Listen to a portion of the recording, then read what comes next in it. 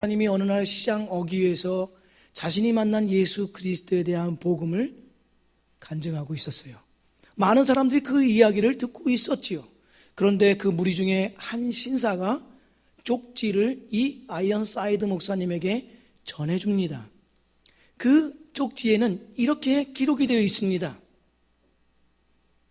나는 목사님과 더불어서 불가지론과 기독교에 대해서 토론하고 싶습니다. 뭐월, 뭐일, 뭐시에 어디에서 만나서 토론합시다 라고 그렇게 기록되어 있습니다.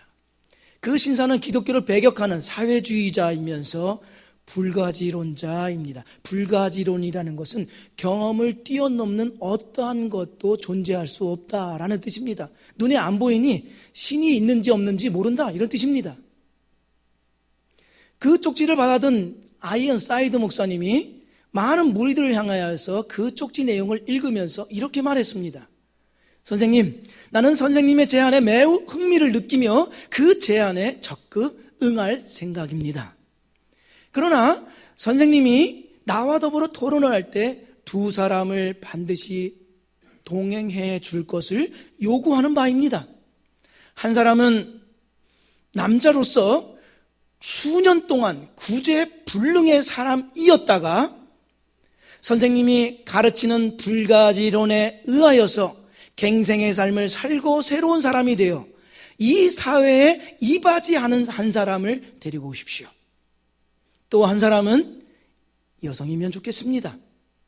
그 여성은 품행이 좋지 않아서 정욕의 노예로 살다가 그 인생이 파산되고 파멸된 사람이었다가 선생님이 얘기하는 불가지론에 의해서 새로운 삶이 되어서 이제는 정숙한 여인이 되어 행복한 삶을 영위하는 그 여성을 데리고 오십시오.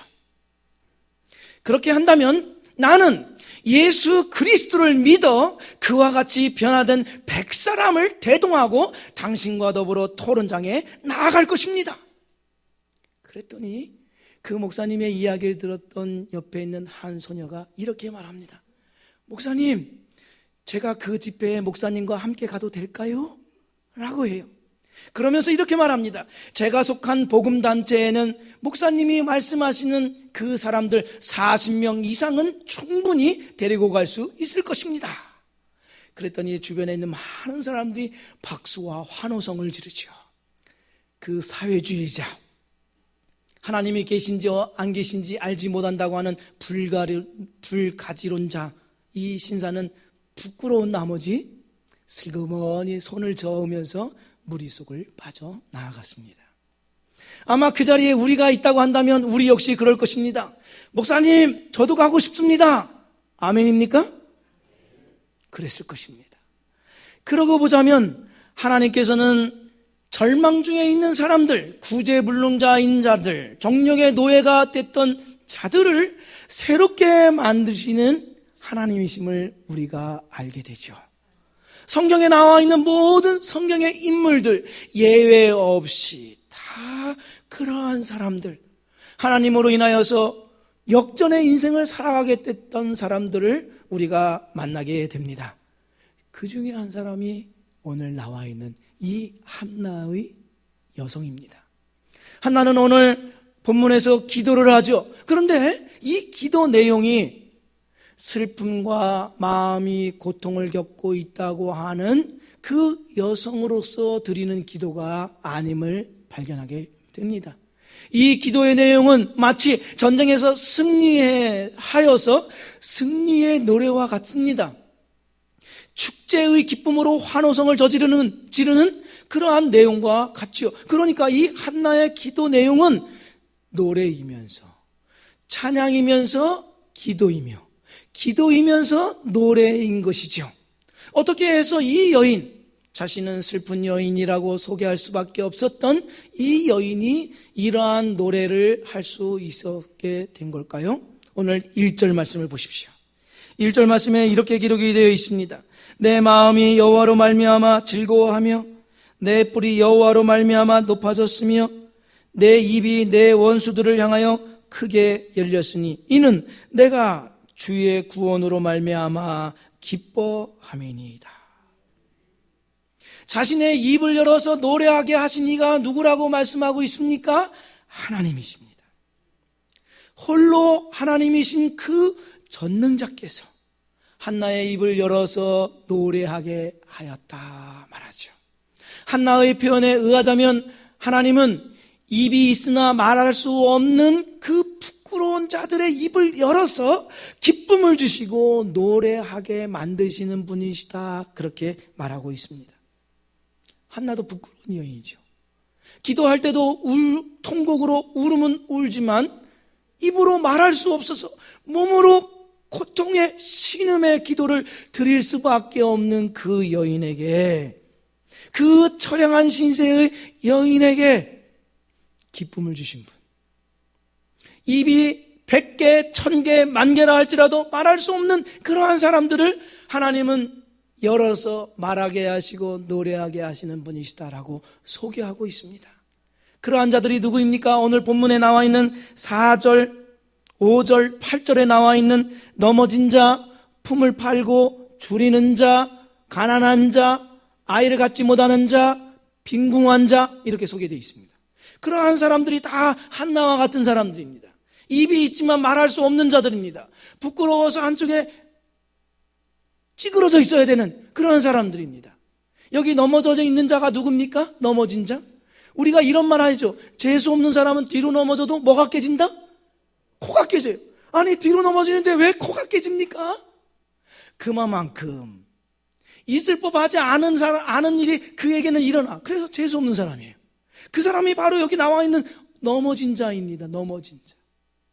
가난한 자라는 것은 생활력에서, 물질면에서만 가난한 것이 아니라 생활 모든 면에서 힘이 없고 줄여 있는 사람을 말합니다. 빈궁한 자, 거렁뱅이를 말합니다. 거지 같은 인생. 그러한 사람들, 부끄러워 숨을 수밖에 없는 사람들, 그러한 사람들에게 하나님께서 입을 주시고 그 입에 노래를 주시고 즐거움을 주신다. 얼마만큼 즐거움을 주시느냐? 8절에 귀족이라고 나와 있죠. 귀인들. 귀족이 누구입니까? 영어 성경에는 왕자들이라고 되어 있습니다. 왕자들. 왕자들. 넘어진 자, 빈궁한 자, 가난한 자, 아이를 갖지 못한 자, 줄인 자, 이러한 사람들을 하나님께서 진토와 거름더미에서 일으켜 세워서 누구랑 앉게 해 주신다는 말씀입니까? 왕자들과 함께 앉게 해 주신다, 이렇게 되어 있습니다. 그래서 하나님이 찬양을 받으실 만한 이유가 되시고, 한나가 바로 그러한 경우였기 때문에 그러한 하나님을 찬양 드린다고 이야기하고 있습니다. 답이 없습니다. 비상구가 없습니다. 그런데 그러한 자들을 찾아오셔서 일으켜주시는 하나님이십니다.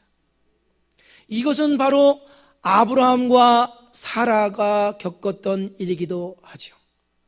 아브라함과 사라. 웃을 일이 없던 사람입니다. 웃을 일이 없지요. 웃음이라고 하면 아마 허탈한 웃음, 비웃음, 이거밖에 없는 사람들이 아브라함과 사라였습니다. 우리 집안에 무슨 아기가 있어 라든지 나 같은 자가 뭐 라고 하는 사람이 바로 아브라함과 사라였습니다. 그치요?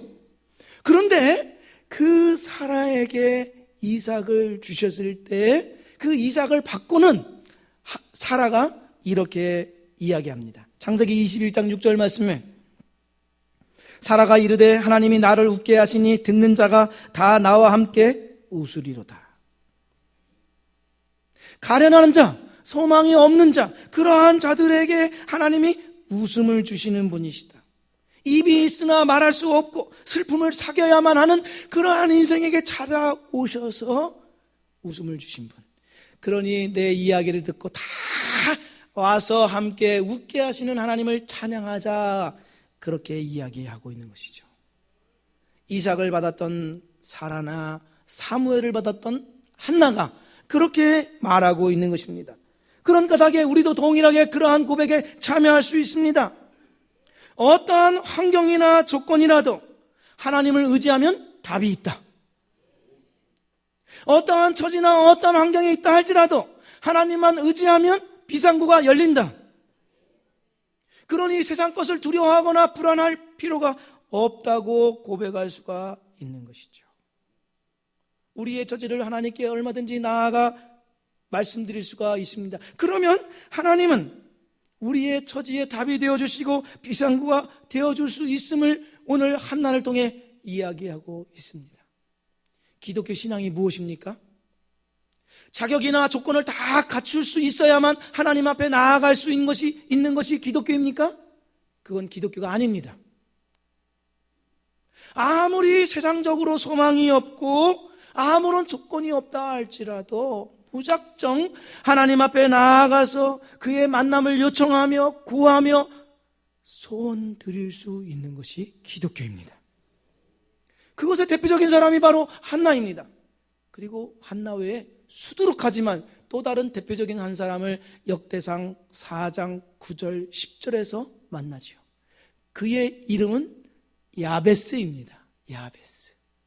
이 야베스의 이름 뜻은 사기꾼 야곱의 이름도 한 수 아래입니다. 그의 이름 뜻이 이것입니다. 고통.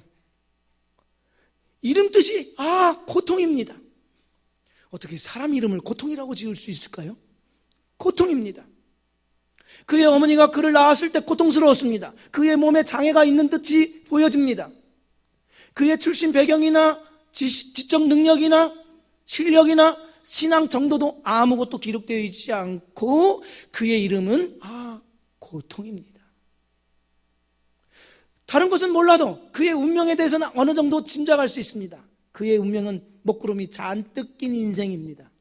아마 그도 다른 사람을 꺼려했을 것이고 다른 사람도 그를 꺼려했을 그러한 인생, 막막한 인생, 그러한 자였을 것입니다. 그런데 우리의 기대와는 전혀 다른 그에 대한 소개가 역대상 4장 9절에 이렇게 나와 있습니다. 야베스는 그의 형제보다 귀중한 자라. 귀중한 자라. 먹구름 인생을 기대할 수밖에 없는 그에게 하나님께서 그의 소개를 그의 형제보다 귀중한 자라. 어떻게 해서? 그 이유에 대해서 10절에 역대상 4장 10절 말씀에 이렇게 말씀합니다. 야베스가 이스라엘 하나님께 아뢰어 이르되, 이스라엘 하나님께 아뢰어 이르되 가장 낮은 자를 찾아오셔서 진토와 거름더미와 같이 있는 그의 인생을 건져 올려주셔서 하나님이 존귀한 자로 세우셨다는 것입니다.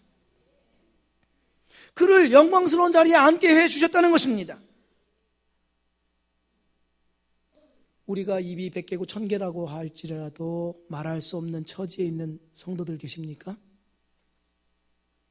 숨죽여서 안타까워 한탄할 수밖에 없는 그러한 삶을 살고 계신 분들이 있습니까?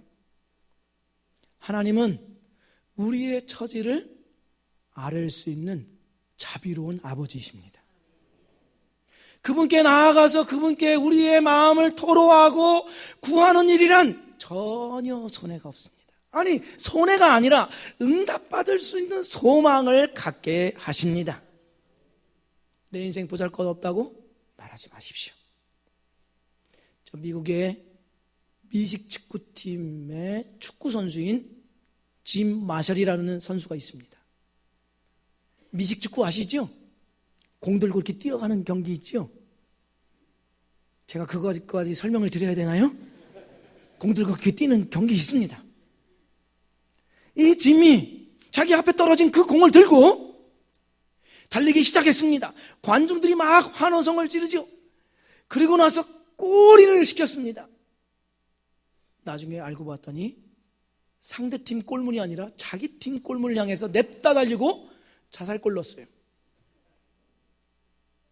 그 경기가 전국에 생중계되고 있었습니다. 얼마나 부끄러웠겠습니까? 그날처럼 치욕스러운 순간이 없었다는 것입니다. 얼굴이 막 빨개졌겠고 막 마음이 온갖 생각들로 인하여서 고통스러웠겠죠. 전반전이 끝났습니다. 휴식 시간이었습니다. 그는 잠시 생각했습니다. 이 부끄러움을 그대로 이렇게 지고 갈 것인가? 실수와 잘못이 있다면 고칠 기회가 있을 것이다. 다시 한번 최선을 다하자. 마음을 다잡고 가라앉혔습니다. 그리고 후반전 경기에 그의 생애 최고의 멋진 경기를 치루어서 팀이 승리하는데 기여를 했습니다. 그 이후에 자기의 이러한 부끄러운 치욕적인 순간을 기억하면서 많은 사람들을 위로하고 격려할 수 있는 더 나은 선수, 더 나은 인간이 될 수 있었습니다. 포기하지 마십시오. 체념하지 마십시오. 인간도 스스로 마음을 고쳐먹으면 달라질 수가 있습니다. 그러나 우리에게는 고쳐먹는 정도가 아니라 하나님이 우리를 축복하십니다. 하나님은 우리의 입을 열어서 기쁨을 주시고 즐거움을 주시고 노래할 이유를 주시는 하나님이십니다. 우리에게는 아직 후반전이 남아 있습니다. 후반전이 남아 있습니다. 야구 경기는 몇 회 말 무슨 아웃부터? 이런 걸 세세하게 알려주는 목사가 어디 있습니까? 상식으로 알고 있어야 되는 거예요. 야구는 9회 말 투아웃부터입니다. 투아웃부터. 우리에게는 아직 하나님의 크신 능력을 볼 수 있는 기회가 남아 있습니다.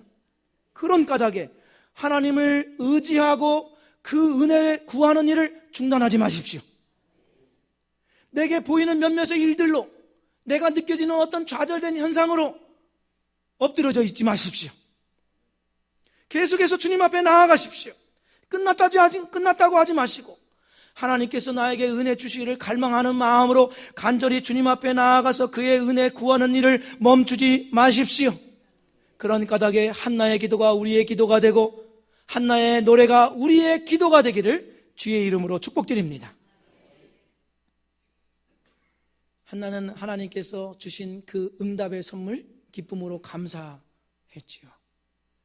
그런데 한나에게 더 큰 기쁨과 감사가 있습니다. 하나님이 주신 선물이 아니라 선물 자체를 주신 하나님입니다. 하나님으로 인하여 감사하고 즐거워하고 노래한다고 이야기하죠.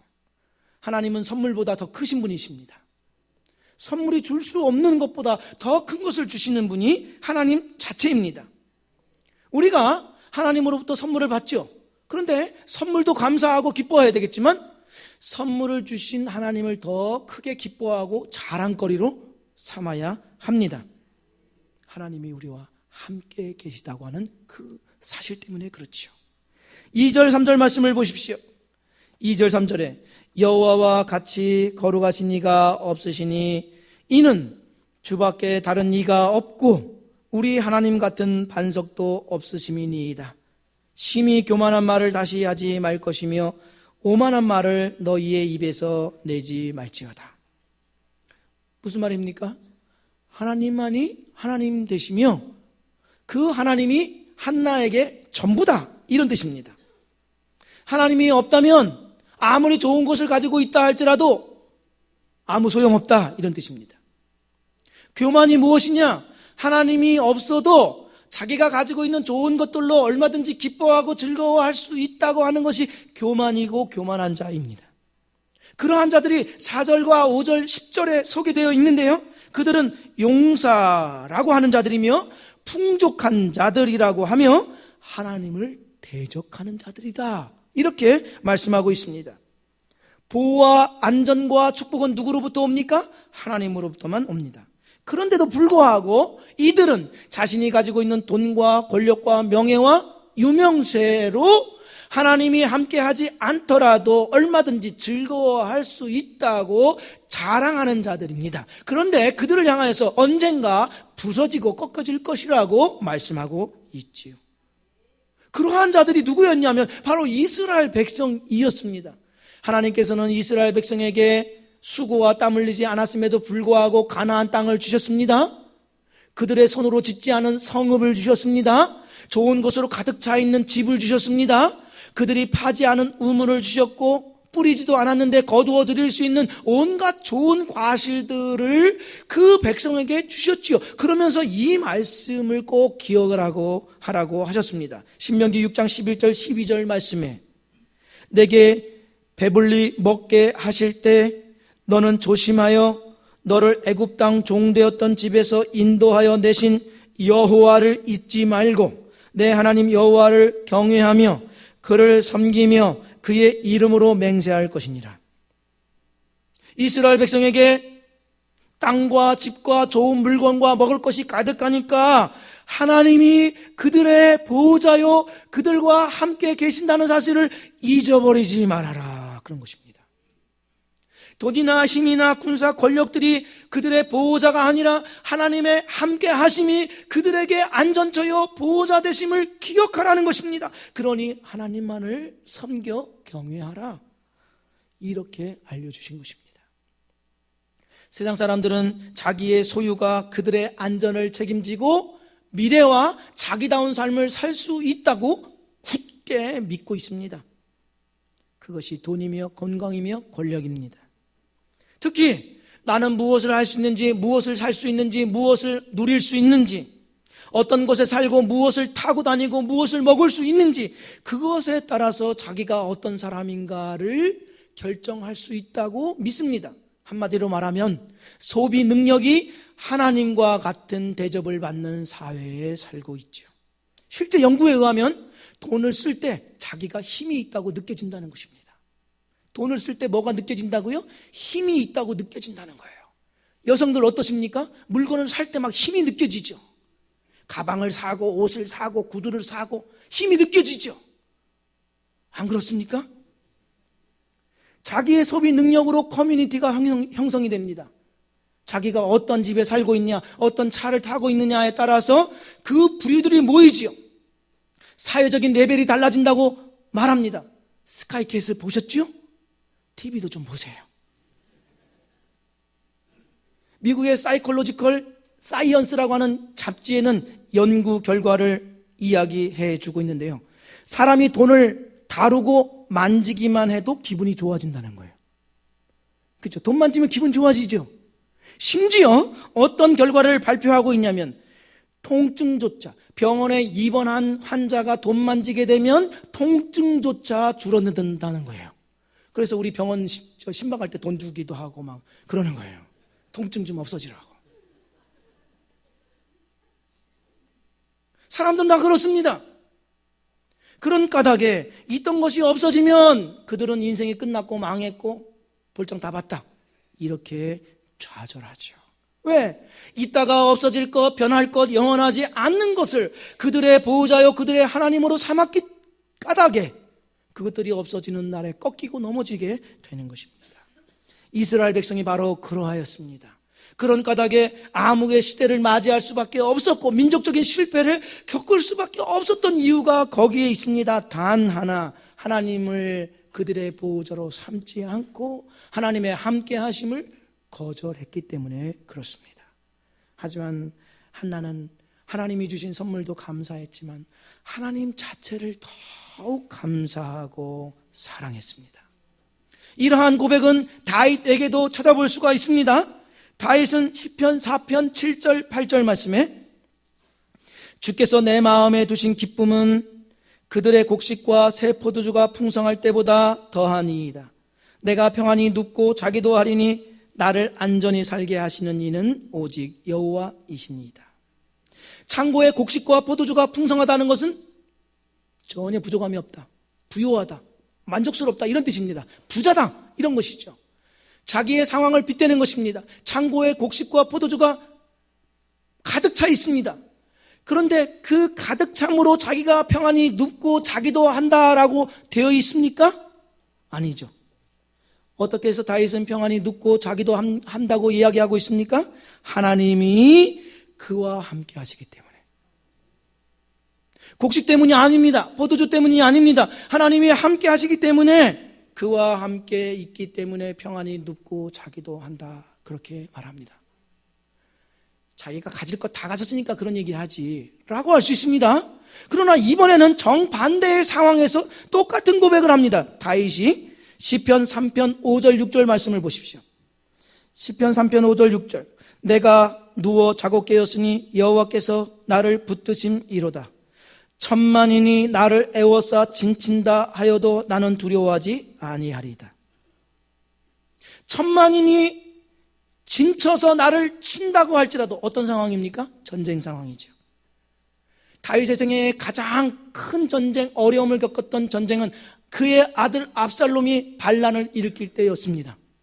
얼마나 긴박한 순간이었는지 맨발로 궁궐을 나가야 했고 모든 이스라엘 민족이 압살롬에게 기울어진 듯한 절대 패망의 순간이었습니다. 그런데 그러한 순간에 지금 다윗이 뭐라고 이야기하고 있냐면 내가 누워 자고 깨었으니. 무엇 때문에? 여호와께서 나를 붙드시기 때문입니다. 천만인이 아니라 1억 명이 아니라 온 세상 사람들이 자기를 둘러치려고 한다고 할지라도 하나님 한 분이 나와 함께 하시면 되는 것이다. 그렇게 고백하고 있는 거예요. 하나님을 내게서 빼면 나는 아무것도 없는 거예요. 모든 것을 가지고 있다 할지라도 주님을 내게서 빼면 나는 아무것도 아닙니다. 이상한 수학에 대해서 들어보셨나요? 이상한 수학. 100 빼기 1은 0. 맞지가 않지요? 100 빼기 1은 0. 모든 것을 가지고 있다 할지라도 한 분 주님을 빼면 아무것도 아니다. 제가 이상한 수학이라고 얘기했지요? 0 더하기 1은 100. 아무것도 가지고 있지 않지만 한 분 주님만 계시면 나는 모든 것을 가진 자입니다. 이상한 수학. 그리스도인들만 아는 수학이죠. 이것이 한나의 고백입니다. 우리 역시 그렇지요. 하나님을 내게서 빼면 아무것도 아닌 정도가 아니라 그것이 지옥입니다. 그러나 하나님이 계시면 그것이 환경이 어떠하든 상황이 어떠하든 내 처지가 어떠하든 어떤 문제가 나를 기다리고 있든 그곳은 천국입니다. 하나님이 우리의 전부이기 때문에 그렇죠. 우리가 잘 부르는 찬송가 483장 내 영혼이 은총 입어 이렇게 노래하죠. 높은 산이 거친 들이 초막이나 궁궐이나 내 주 예수 모신 곳이 그 어디나 하늘나라. 궁궐이나 초막이나 거친 들이나 어떠한 곳이라 할지라도 내 주님 모신 곳이 그 어디나 하늘나라. 또 호크스 여사가 지은 찬송시, 이 찬송시도 들어보십시오. 주 떠나가시면 내 생명 헛되네. 기쁠 때나 슬플 때 늘 계시옵소서. 주 떠나가시면 내 생명 헛되네. 주님 한 분이 나를 나되게 하십니다. 성도 여러분, 하나님은 우리에게 돈과 먹을 것을 주시는 정도가 아니라 그분 전부를 우리에게 주셨습니다. 누구시죠? 예수 그리스도. 본래 하나님을 본 사람이 없으되 아버지 품속에 있는 독생하신 하나님이 나타내셨느니라. 그 아들 예수 그리스도를 우리에게 주셨습니다. 그 주님은 우리를 사랑하사 자기 목숨을 대속물로 십자가에 못 박아 죽으셨습니다. 그뿐만이 아니라 성령을 주셔서 우리를 떠나지도 버리지도 않겠다고 하시는 확증과 보증을 우리에게 주셨죠. 그렇다고 한다면 성도 여러분, 우리는 무엇 때문에 불안하고 두려워하고 있습니까? 무엇 때문에 우리 스스로를 못났다고 채근하고 스스로를 괴롭히고 고통받는 삶을 살고 있습니까? 왜? 무엇 때문에? 왜 그렇게 구겨진 인상으로, 뭐가 못마땅해서 구겨지고 썰면 서근이 나오는 입술이 이렇게 튀어나올 정도로 그렇게 살고 계신지요? 얼굴을 펴십시오. 어깨를 펴십시오. 하나님 전부를 우리에게 주셨습니다. 그 아버지 하나님을 눈을 들어 바라보십시오. 그리고 한나가 고백한 것과 같이, 다윗이 고백한 것과 같이 곡식과 포도주가 풍성할 때보다 주님이 함께 하심이 내게 더 평안이요 위로요 안전이요 능력이 됩니다 라고 고백할 수 있는 우리 모두가 되시기를 주의 이름으로 축복드립니다. 자리에서 다 같이 일어나시겠습니다.